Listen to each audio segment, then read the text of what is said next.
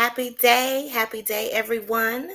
I am Erica Kese. I'm here with Tim, and we're coming back again with the Co-Founder Connect series. We are very pleased to be offering this with you today. Let us go straight into it. Tim, please introduce yourself. Sure. I am the founder of Cherry Tree and the author of the Co-Founder Code. A little bit of context on how I got into this whole co-founder space. A couple of years ago, I did a startup and just learned a ton about co-founder relationships. I did everything that people told me not to do. I did everything people told me to do, and just sort of formed my own opinions on the best practices and whatnot. At the same time, I was teaching entrepreneurship at the University of Washington. And every quarter, the students would ask me the same questions. How do you find a co-founder? How do you split equity? Like, what do you do if you have a fight with your co-founder? Can you fire them? Can they fire you? And I got tired of answering all the same questions, so I started writing. And so when somebody asked me a question, I would just send them a doc or like a link to something to go read. But over maybe like 3 or 4 years, those readings became a book. And ever since I published that book, people started reaching out to me, but it wasn't just college students anymore. It was people with quote unquote real companies. And so that got me thinking, if these people are asking me a lot of the same questions that my students were, that means that these challenges with co-founders are pretty universal. And they're fundamentally human and psychological. So it doesn't really matter how old you are, or what industry you're in, or how big your company is. These could apply to you.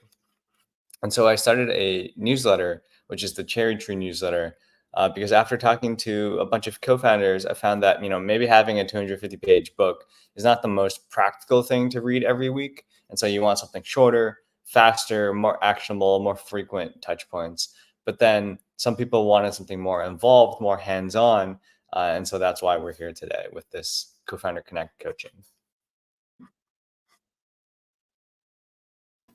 Yes, and I put the link in the chat for you all to check out Tim's newsletter and to get yourself signed up for this free resource that's going to come to your inbox. But we're going to chat a little bit today more about this idea of having of co-founders and the idea of relational issues, just to kind of get you revved up, help you understand this, because I think that people always want to eliminate themselves from things, or say that, or not.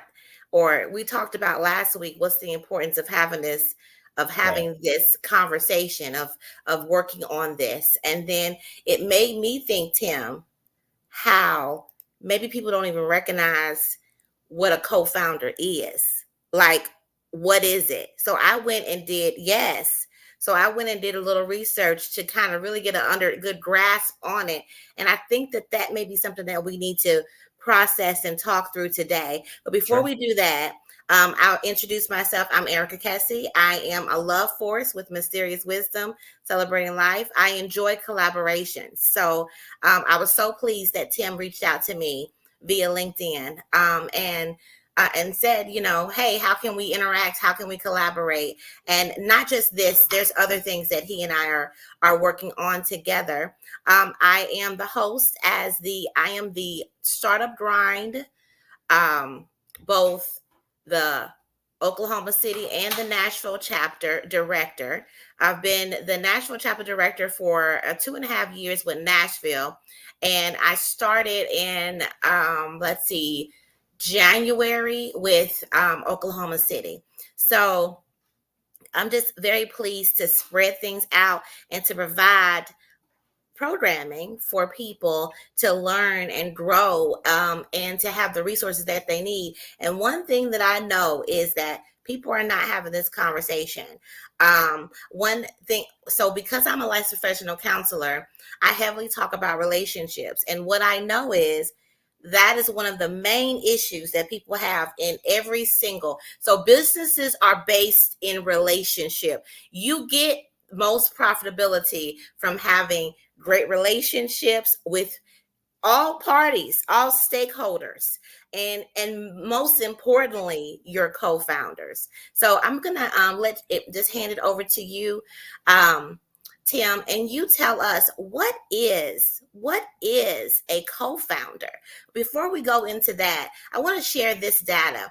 According to the latest data, up to 90% of startups fail. And like we said, it has a lot to do with previous conditioning, trauma, and relational issues that show up in yourself that you are translating into your relationships, so then it's causing your business to not actually, breathe and live and grow and scale. Additionally, co-founder conflicts kill 65% of startups. So we want you not to be the next startup that dies. But Tim, Yeah. tell us, what is a co-founder? Yeah, that's a good question. I don't think I've actually ever been asked that exactly before. I think people assume, obviously, that they know what a co-founder is because they've put that in their LinkedIn bio, or whatever it is. Speak, Tim. I'm gonna put myself on mute so I won't be your amen corner. I wish I had some emojis to put up, but go ahead. No, chime in, chime in. I like this. It's, sometimes it's more fun to have a conversation than to just, blabber on, because I can ramble forever. So I'll keep that in mind. But Okay. a co-founder is like, it's hard to give a definition without giving an analogy. And so I'll give you an example.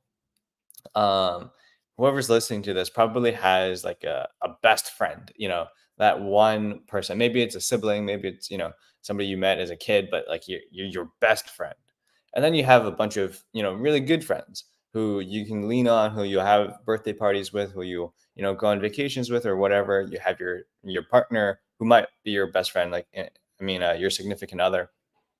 um, and so your co-founder is sort of like that one person, or if you have multiple co-founders. And the difference is like, yes, they are starting a company with you, but there can be people who are starting a company with you or joining very early who aren't necessarily co-founders. You can have a founding team of, your first engineer, your first marketing person, or whoever. That's very different from a co-founder, although there are a lot of similarities. The co-founder, I think what it actually boils down to, beyond the legal and equity split definitions, is how invested are they in the business. And so the the head of marketing, let's say, is responsible the for the marketing function of the company. And they'll maybe go back and forth with the head of engineering to see what works, how do they communicate the features to the customers and whatnot. And this can fall under the roles and responsibilities of a co-founder. So don't be confused as to like, if they run a big department, that makes them a co-founder. It's really how emotionally invested they are in the company. Oh, wait a minute. You said it matters on how much they're emotionally invested. Yes. Woo, tell us more about that. Emotionally invested. What does Yeah. that mean? Yeah, that's a good question. An investor can come in and give you $1 million, but they're not a co-founder, right? Yes. And so let's see. The higher you are on the org chart, the more emotionally invested you should be. And so, Woo! like, if you're an intern at Microsoft, the only thing you care about is getting a return offer. Right? Yes. You don't really care. Maybe you like the company, sure, but you don't really care. So the therapist is me is like, oh, emotionally invested. Why is it that in business most people don't think emotions? Hmm. They don't think Yeah. about that emotional investment. Like, if, like we talked about last week, if you didn't catch that, watch that replay, how I felt like it was a divorce because I Yeah. was emotionally invested in the birth or the collaboration of this endeavor. I was invested emotionally. Not just that, like I would have to say I was invested in all ways. I was physically doing things, I was Yeah. mentally putting my mind to it, I was thinking about it, I was dreaming about it. I wanted it to live, and also I was connected, severely connected to the vision of it, right? And so I'm so happy you mentioned emotionally invested, because I don't think people understand that you can be emotionally invested to many different things, and we're not recognizing it as you're co-founding something. Like, for Right. example, I don't do anything unless I'm emotionally invested with it. I'm Yeah. emotionally invested in doing this with you, Tim. Yeah. So I'm gonna be upset when we do all this work and none of y'all sign up.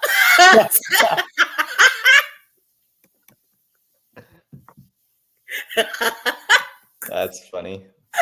Yes.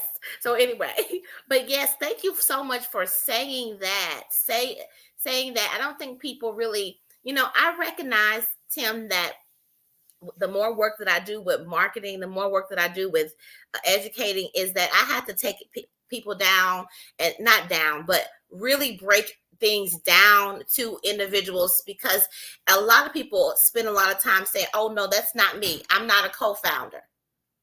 No, a co-founder relationship is any partnership that you have with two or more people where, like Tim said, you're emotionally invested in its success. You are doing all the work for it to succeed. You are wanting it to grow.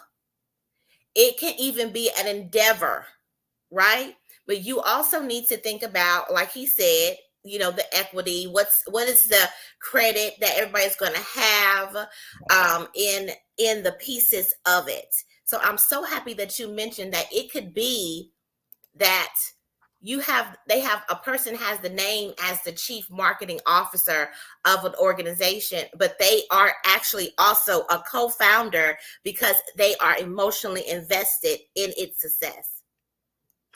Yeah, and the idea that came into my head was, if you imagine, actors in a movie playing a couple, they're doing everything a couple does. They're spending time together. Maybe they're going on dates. Maybe they're intimate. Maybe they, whatever it is, but it's fake because they're not emotionally invested. They're playing a character.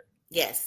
That's the difference between somebody who's going through the motions, maybe doing the job, performing the tasks, doing whatever's on the job description. But if they're not emotionally invested like they would be in a romantic relationship, that's not a co-foundership. Okay, so something that just popped up in my mind, Tim, Yeah. was how, as a, like, I think that, so there are plenty of people who are employees right now in Hmm. organizations, Sure. and they're co-founders, and they don't even recognize it because they're so emotionally invested. So when they finally decide, you know what, why am I working so hard for this business and I don't get any credit, I don't get paid anymore, maybe I should run my own business. Yeah. I have a friend like that. I won't mention their name or their company, but we get on a call every week, and she works at a big company. I'll leave it at that. Um, and he doesn't like it that much. It's great. The pay is great. The benefits great. Her manager and her team are decent. They're fine, whatever. But she's not fulfilled. She feels like she's more involved and, emotionally invested. We keep coming back to this in the work and the results that they drive for their clients. And so I talked to her, and she's like, I don't know any entrepreneurs. And so it's hard to see what it's really like. And I only know her through a friend of a friend. So we weren't, talking all too much before this. And so we started talking, and I showed her a little bit of, my life as an entrepreneur and what I've done, what I'm Yes. doing.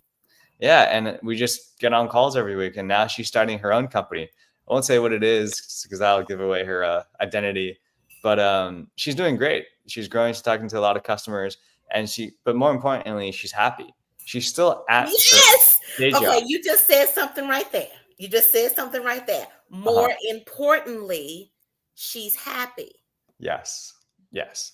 She is still at her day job, which is why I won't say her name.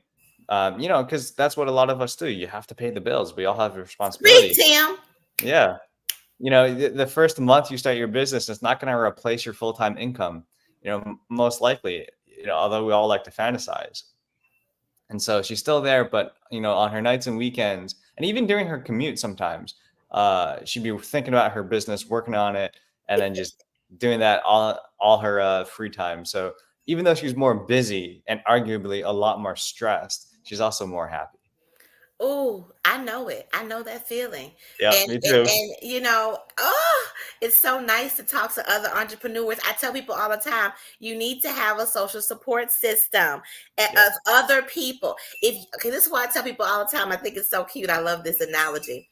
I love analogies too, Tim. If somebody was going, if you're deciding to be if you decided to be a llama farmer, right? Okay. Then you need to have a llama farmer friend. So that, because only another llama farmer is going to understand what is going on with this whole Yeah. llama farming situation. Mm. You got Yeah. to have other entrepreneurs. I would say, even in your industry, closest, maybe even one of your competitors, and let them be your collaborator. Yeah. Yeah. I have a lot to talk about that. Do you? Yeah, we might be getting a little bit off topic if I go down that path, but that's something that makes a lot of sense. I think Yeah, if I have, a couple minutes to talk about that, um, yeah, because I think it actually is beneficial to this audience. There are maybe half a dozen to a dozen people that I've come across that deal specifically with co-founder relationships. And some of them have a PhD in psychology. They come from maybe a marriage counseling background, and then now they do co-founder coaching. Some of them are successful founders who've sort of been through that and are passing down their experience to the next generation of founders.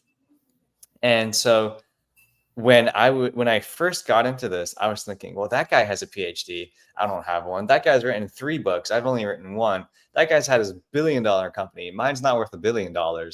And I was thinking, how can I compete with them? Like, how is that possible, right? I don't have the credentials that they have. But I was thinking about it wrong, because we all have different strengths, yes, just like co-founders. And so I realized the person who has run the company doesn't have the PhD, and the person who has the PhD hasn't written 3 books, and the person who's written 3 books hasn't run a company. And so I was trying to compare their strengths with all things that were not my strengths. And so I talked to actually a lot of them, and some of them have become personal friends. And we were saying how the pie is just so relatively small right now that we shouldn't even compete. We're not even competitors. We don't serve the same customer at the same time. My newsletter is free. Anybody can subscribe. This cohort is $500 for 6 weeks. Some of those guys charge $700 an hour. And so we're serving different types of people here, people on different sort of stages in their career and yes, in their journey. uh-huh, And so maybe when you do have $1 billion company, you can afford the $700 an hour for the counseling and whatnot. yes. And so to wrap this up, I got in touch with a bunch of them, actually put a couple of them in touch and said, why don't we just make the pie bigger for all of us? And so that's been going really well. The more we talk about co-founder relationships, the more people are aware, and the more people are aware, the bigger the market becomes. Yes. And so it's a win-win for everybody if we just talk about this. I mean, I so I talk about relationship all the time, but I never said co-founder, right? Because I Mhm. also work with startups, right? And Right. so with startups, I mean, they're looking for their co-founder, or they are just trying to do it on their own, and they Right. don't recognize the importance of having people that is working and emotionally invested in their There you go. business with them. So we will like here in Startup Grind, it is we're taking you here. That's why we needed to address what is co-founder. They may already understand it because they're working and they have these relationships. We're Mhm. saying, hey, develop these relationships so you can scale, so you can be a business that makes 6 figures, 7 figures. And the way you do that is with people. You do that with people. And Right. it is people who can be, and are emotionally invested with you. They're willing to walk this journey with you. They're willing to put in their thoughts, their whole selves. You can tell when someone is excited and passionate Oh about yeah. where you're going. And I appreciate you bringing this to me, because I know that I heavily, and I don't know if you recognize this when you researched my chapters, but I heavily talk about mental health. I heavily talk about emotional health. I heavily talk about thriving as a business owner. So it fits here within these chapters, because with my background, I know the importance of having people, and how having people is the reason that you can scale your business. But you Hmm. have to know how to be with people. You have to be clear on your vision, be clear on where you're going, and working on the development of that relationship. Yes.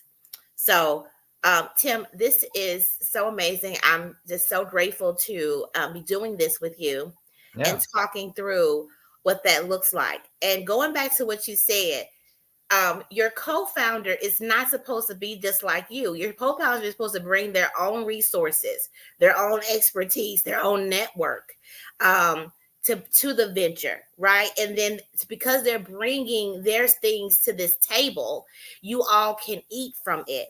And so you just all go out and get whatever you need to bring to the organization. So, is there anything else that you wanted to discuss or to explain about co-founders today, and how it's really relevant to have co-founders, to work on your relationships with the individuals within your ventures? Like, if you do any kind of joint venture, you want someone who's passionate about it as much as you are. Yeah. So, emotionally invested is the words today that we need to make sure that we recognize and see. If you Right. find yourself around anyone who's not emotionally invested, or you can sense and feel that, then there should be some conversations around what that looks like for you all to continue, because you need to have that. We all need to have people who are emotionally invested. And going back, it's important for us to be emotionally invested in the well-being of like having people in our life that are emotionally invested in our well-being, period. Let's overall, right? Right. And then if you have your best friend, right, best friends that are looking for you, checking for you, watching for you to be the best version of yourself, and you all building a business, that just makes life fun, you know? Yeah. It is. Yeah. I think we covered quite a lot today, and I think something that we can continue to dive deeper in the cohort is it's pretty easy to tell if you're not emotionally invested. And what I mean by that is it's very hard to fake. What's harder is what you do when that happens. And that's what we're going to be talking about a lot in the cohort. Oh, that's great. Thank you. You Let's know? talk more about what you've been saying, the cohort. Yeah. Tim and I are doing this series to kind of really talk through what is co-founder. Why do you have the conversation? And we'll be coming and sharing more during this series. But we want to offer you, we want to invite you today to the Co-founder Connect cohort.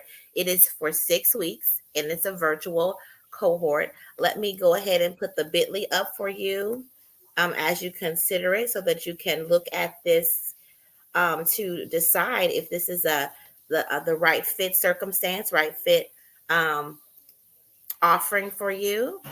And let's go more into it. The orientation starts on October 15th. You'll have Tuesday classes at 6 o'clock to 7 o'clock. So every Tuesday from 6 to 7, you'll meet after the October 15th orientation. During the orientation, we will talk more about like all the logistics, and you will also get your Thrive plan. One thing that I do as a licensed professional counselor is to make sure that there's retention, and make sure that you feel well-being within the program, that you can make it through it, and that all is well. Plus, you will be able to take that with you in your co-founder relationship so they can know exactly how to be beneficial to you when you're feeling conflict. And so, Tim, can you tell us about the benefits of the program? Yeah, we'll walk through a lot of things that are foundational. And so, understanding sort of what we've talked about today, why things are important, definitions, defining things. But we'll also give you some more like actionable tools and frameworks for you to think about these problems after the cohort and how to approach these challenges that you're probably going to face because everybody faces them. And so, we'll give you things like specific questions to ask, scenarios to go through them and actually practice this so that it's not your first time when it happens for real. And that's very important. And also just sharing stories of, what I've seen before in other co-founder relationships, what has worked, what hasn't worked, and why, and what could be done differently when you go through it to make sure that you and your co-founder have the highest, probability of success. Oh my goodness. Yes, that's so exciting. So basically you're asking that you're going to get them to give them the blueprint to ask those tough questions and the framework to go ahead and do the work of building this relationship to be the best circumstances. Awesome. The benefits. And so the price is like Tim said before, we're only charging $500 for this because we understand the plight of a business, of a startup business, but you must invest in yourself. So the total price is 500, but if you're able to pay for all 6 weeks, you can get $50 off. You can go to bit.ly/co-founder connect, and it's $450 right now if you pay for all 6 weeks. If not, if you pay for 3 weeks, it's split in half at $250 for every 3 weeks, and you'll be invoiced the rest of the amount. Also, so then join us. Here's the QR code. We will be so pleased to have you to come and be a part of the cohort. If you are in a venture or you want to be a organization that wants to scale and you know that you need other people who are emotionally invested with There you you go. in this business, it's important for you to go ahead and be the model. Yes. Another thing is what I know from being a therapist is once I start talking about it with people and people start talking about whatever's going on with them, things start working for them. Like if you had it in your thought, in your mind, and you was trying to make this work, if you just stay still, come do this cohort, what's going to happen is that co-founder of your dreams is going to show up. If that person may even be in the cohort.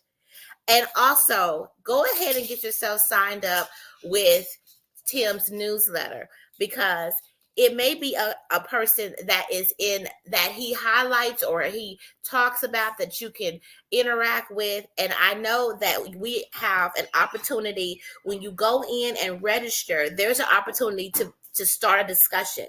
So if you want to introduce yourself so other people can know who you are and you can let them know how you're interested in this cohort, then if a person comes and work on their sales and work on their co-founder relationships, then guess what? They're probably a good fit to be a co-founder because they're really concerned about this.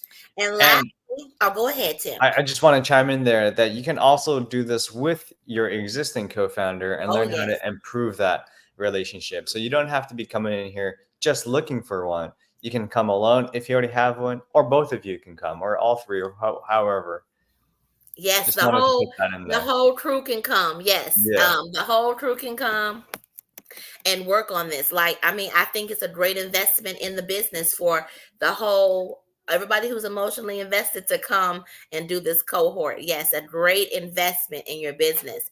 And so we have come today to speak with you, and we have other times that we're going to come September the 6th, the 10th, the 19th, and then also October the 8th and the 10th will be coming. So look for us and tune in. We're going to keep on having this conversation about co-founders connecting. All right. And then you can go to bit.ly/co-founder connect and you'll see the registration link and a little bit more about it and the information that you need. If you have any questions, please put them in the comments or reach out to us. We're both on LinkedIn.